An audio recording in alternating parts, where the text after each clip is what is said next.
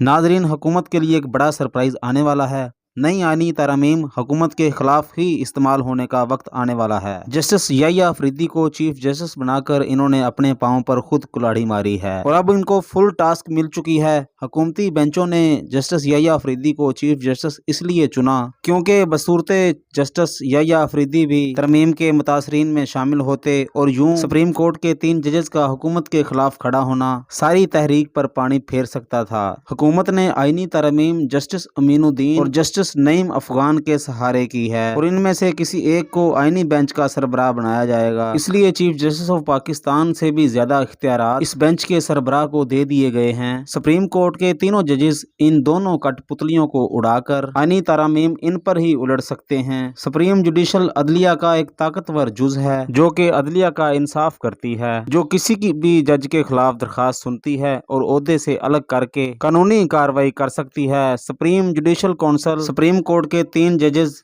Justice Mansoor Ali Shah, justice Munib Akhtar और justice Yahya Afridi शामिल हैं, जबकि हाई कोर्ट्स के जजेस चीफ जस्टिस इस्लामाबाद आमिर फारूक और chief justice Balochistan justice Hashim Dogar शामिल हैं। और यूं अगर सुप्रीम कोर्ट के तीनों जजेस मुत्तहिद हो जाते हैं तो सुप्रीम जुडिशल काउंसिल में इन्हें अक्सरियत हासिल है। आज सुप्रीम जुडिशल काउंसिल में जस्टिस नईम अफगान और अमीनुद्दीन के खिलाफ रेफरेंस दायर हो चुका है, जिसमें मौक़िफ़ अपनाया गया है कि इन दोनों ने सुप्रीम कोर्ट के 12 जुलाई के फैसले मखसूस नशिस्तों के खिलाफ इख्तलाफी नोट लिखते हुए ये कहा कि सुप्रीम कोर्ट के अक्सरियती जजेस के फैसले को तस्लीम ना किया जाए और यूं इन्होंने मिसकंडक्ट किया है, जिसकी वजह से इनके खिलाफ कार्रवाई होनी चाहिए। जस्टिस याह्या अफरीदी का किरदार इंतहाई अहम हो चुका है और अगर वो चीफ जस्टिस के सीनियर जजेस का साथ देते हैं तो हुकूमती ये दोनों जजेस कठपुतली ये इनका सफाया हो सकता है और मिसकंडक्ट की वजह से इन पर कानूनी कार्रवाई हो सकती है। एस्टेब्लिशमेंट के पास काजी के बाद दूसरा बड़ा एहसासा जस्टिस आमिर फारूक हैं। अगर इसके खिलाफ भी सुप्रीम जुडिशल काउंसिल में रेफरेंस आता है तो इन्हें अपनी होने वाली समाज से अलग होना होगा और इनकी जगह पेशावर हाई कोर्ट के जो चीफ जस्टिस हैं वो समाअत करेंगे और इनकी जगह chief justice Peshawar high court वो इस बेंच में शामिल होंगे और ये अक्सरियती जजेस हाई कोर्ट से जस्टिस आमिर फारूक को भी हटा सकते हैं और ये कई दफ़ा अपने ओहदे का गलत इस्तेमाल कर चुके हैं। इनके खिलाफ कई मिसकंडक्ट मवाद मौजूद है। अगर सुप्रीम कोर्ट के chief justice Yahya Afridi supreme court के दूसरे दोनों सीनियर जजेस का साथ देते हैं तो वो हुकूमती इत्तेहाद की सारी प्लानिंग पर पानी फेर सकते हैं और यूं आईनी तरमीम इन्हीं के खिलाफ भरपूर तौर पर इस्तेमाल हो सकती है और पूरी गेम इनके हाथ से निकल सकती है। अब दोस्तों, जस्टिस याह्या अफरीदी को फैसला करना है कि हुकूमत का इन पॉलिसियों में साथ देते हैं या कि वो कानून की बालादस्ती और आज़ाद अदलिया के लिए सामने खड़े होते हैं और इन कठपुतली जजेस को इनके ओहदों से हटाकर एक नई तारीख रकम कर सकते हैं। अमूमन तासर ये भी मौजूद है कि सुप्रीम कोर्ट के दोनों सीनियर जजेस ने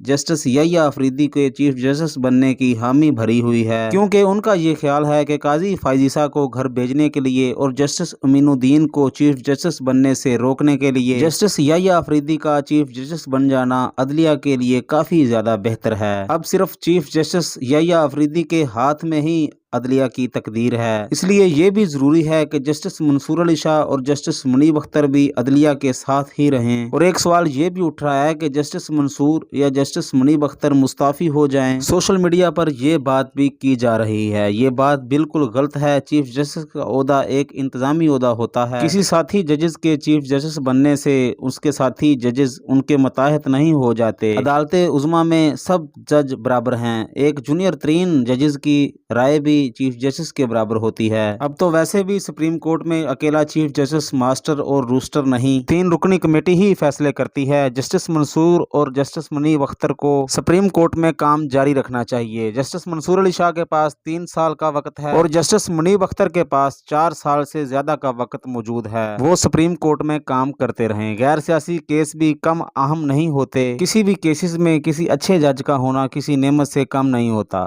हमें तो इस वक्त यही लगता है कि ये दोनों जजेस इस्तीफा देने की बजाय मुकाबला करेंगे। जस्टिस मंसूर अली शाह की 26 अक्टूबर के बाद मुद्दत मुलाजमत 39 माह बाकी हैं और अगर जस्टिस याह्या अफरीदी 26 अक्टूबर को हल्फ उठाते हैं तो उनकी मुद्दत मुलाजमत 36 माह होगी, यानी कि उनकी रिटायरमेंट के बाद भी most senior justice Mansoor Ali Shah होंगे और दूसरे नंबर पर जस्टिस मुनीब अख्तर होंगे। बस बताना ये था कि कल किसने देखा है, जिंदगी मौत अल्लाह ताला के हाथ में है। फिलहाल जस्टिस याह्या अफरीदी का कोई भी मौकफ सामने नहीं आया। क्या अगले 36 माह ये हुकूमत चल पाएगी? क्या अगले 36 माह में कोई एक सफा लीरो लीर नहीं होगा? अभी इश्क के इम्तिहान और भी बाकी हैं। जस्टिस याह्या अफरीदी वाली तकर्री बड़ी कैलकुलेटर है, जबकि जस्टिस मंसूर अली शाह का मुस्कुराना बहुत ही कमाल है। अब देखना यह है कि जस्टिस याह्या अफरीदी अब इनके साथ खड़े होते हैं कि नहीं। जस्टिस याह्या अफरीदी का करैक्टर बहुत ही क्लियर रहा है और वो हाई कोर्ट के चीफ जस्टिस भी रहे हैं, जबकि उन्हें इंतजामी अमूर का तजर्बा भी हासिल है।